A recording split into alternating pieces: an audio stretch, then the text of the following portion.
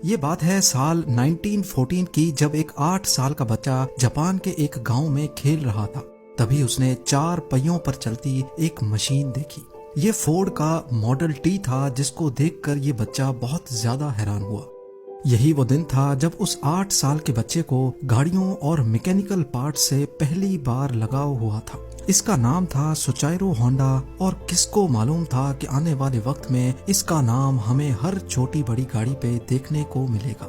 GeM TV की videos में एक बार फिर से खुशामदीद। नाजरीन, 1906 में जापान के माउंट फूजी के करीब एक छोटे गांव में सुचाइरो होंडा की पैदाइश हुई थी। उनके वालिद लोहार होने के साथ साथ पार्ट टाइम में साइकिल रिपेयर का काम भी करते थे। होंडा के 5 बहन भाई पहले ही मुख्तलिफ बीमारियों की वजह से मर चुके थे, लिहाजा उसके माँ बाप को अपने इस बच्चे से काफी उम्मीदें थी। लेकिन उसको पढ़ाई से तो कोई लगाव नहीं था, अलबत्ता अपने बाप के साथ साइकिल रिपेयर करने में होंडा को ज्यादा दिलचस्पी थी। जब वो 16 साल का हुआ तो उसने न्यूज़पेपर में जॉब का एक ऐड देखा। 8 शोकाई नामी टोक्यो के इस ऑटोमोबाइल सर्विस स्टेशन पे टेक्नीशियंस चाहिए थे। होंडा ने कंपनी को जॉब के लिए लेटर लिखा और खुशकिस्मती थी कि वहां से पॉजिटिव रिप्लाई भी आ गया। यही वो टाइम था जब होंडा अपना घर और स्कूल छोड़कर कमाने की आस लगाए टोक्यो रवाना हो गया। होंडा का ख्वाब तो तब टूटा जब वो टोक्यो में 8 शोकाई पहुंच गया था। कंपनी के मालिक ने होंडा से सफाई सुथराई के काम करवाना शुरू कर दिए और यहाँ तक के उसको बेबी सिटिंग पर लगा दिया। होंडा बेचारा करता तो क्या करता, एक तरफ वो अपना घर और माँ बाप को छोड़कर निकला था, तो दूसरी तरफ उससे फालतू काम लिए जा रहे थे। उसको वापस अपने गांव जाने में शर्म आ रही थी, क्योंकि वो अपने पेरेंट्स को फेस करने की हिम्मत नहीं कर पा रहा था। यही वजह थी कि अगले कई महीनों तक वो वहीं ऑड जॉब्स करने पर मजबूर रहा। कुछ ही महीनों के बाद 8 शोकाई के मालिक ने होंडा से वर्कशॉप के काम भी लेना शुरू कर दिए। होंडा को इस काम में शुरू से बहुत इंटरेस्ट था, इसीलिए वो चीजों को आसानी से समझ जाता था।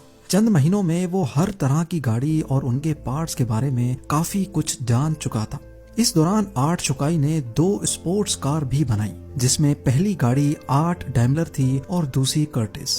ये दोनों गाड़ियां यूज्ड इंजन्स को इस्तेमाल करके बनाई गई थीं, जिन्होंने जापानीज मोटर कार चैंपियनशिप 1924 में पहली पोजीशन भी हासिल की।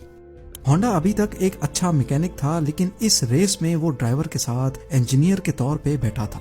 यही वो इवेंट था जिसके बाद सुचाइरो होंडा ने मोटर स्पोर्ट्स को अपना रिलीजन बना लिया। अगले कई सालों तक वो 8 शोकाई में ही जॉब करता रहा और अपने एक्सपीरियंस को बढ़ाता भी रहा। 1928 में 22 साल की एज में उसके मालिक ने अपनी एक और ब्रांच खोलने का फैसला किया। ये ब्रांच हमामात्सु शहर में होना थी, जिसको चलाने के लिए मालिक ने होंडा को जिम्मेदारी देकर वहां भेज दिया। होंडा ने 8 शोकाई की इस नई ब्रांच को 1 वर्कर से शुरू किया था और सिर्फ 2 ही सालों में 30 वर्कर्स तक पहुंचा दिया। वो अब एक ब्रिलियंट मैकेनिक और रेसिंग ड्राइवर भी बन चुका था। उसने अपनी महारत का फायदा उठाते हुए अपने मालिक के लिए एक स्पोर्ट्स कार डिजाइन की। ये गाड़ी 120 किलोमीटर पर आवर की स्पीड से चल सकती थी, जिसने पुराने सारे रिकॉर्ड तोड़ दिए थे। ये रिकॉर्ड अगले 20 सालों तक जापान का हाईएस्ट रिकॉर्ड बना रहा। 8 शोकाई के मालिक के दिल में होंडा की अहमियत मजीद बढ़ चुकी थी। वो अपना खुद का वर्कशॉप खोलना चाहता था, लेकिन शायद किस्मत को ये मंजूर नहीं था। 1936 में रेसिंग के दौरान होंडा का एक हौलनाक हादसा हो गया। इस एक्सीडेंट में उसकी जान तो बच गई, लेकिन उसका लेफ्ट बाजू फ्रैक्चर हो गया, शोल्डर डिसलोकेट हो गया और चेहरे पर कई जख्म आ चुके थे। उसको अपनी जिंदगी यहीं खत्म होते दिखाई दे रही थी। ना वो मैकेनिक का काम कर सकता था और ना ही रेसिंग में हिस्सा ले सकता था। कई महीनों के बाद वो जब दोबारा ठीक हुआ तो उसने 8 शोकाई के मालिक से रिक्वेस्ट की कि वो अब ये रिपेयरिंग का काम नहीं कर सकता, बल्कि उसने आइडिया पेश किया कि क्यों ना वो अब स्पेयर पार्ट्स बनाने के लिए एक अलग कंपनी शुरू करें। 8 शोकाई के स्टेक होल्डर्स ने होंडा का ये आइडिया फौरन रिजेक्ट कर दिया। उनको ऑलरेडी प्रॉफिट्स मिल रहे थे और कोई भी नहीं चाह रहा था कि नया रिस्क लिया जाए। इसी पर होंडा ने डिसाइड किया कि पार्ट्स मैन्युफैक्चरिंग की कंपनी वो अकेले ही खोलेगा।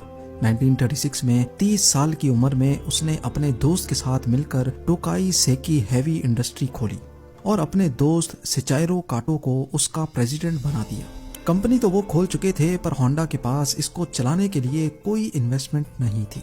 वो दिन भर आर्ट शुकाई के लिए काम करता था, जबकि रात में अपनी नई कंपनी के लिए खुद इंजन पिस्टन बनाने की कोशिश करता था। अगले कई महीनों तक वो इसी रूटीन पे चलता रहा, लेकिन उसको कोई कामयाबी ना मिल सकी।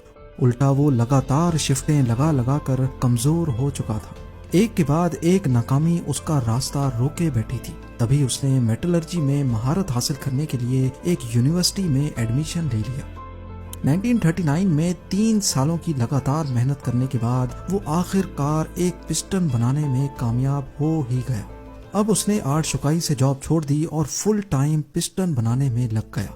पर उसको ये मालूम ही नहीं था कि उसके बनाए हुए पिस्टन में अभी भी कई फॉल्ट्स मौजूद हैं। उसने टोयोटा कंपनी को अपने पिस्टन ऑफर किए तो टोयोटा ने 50 में से 40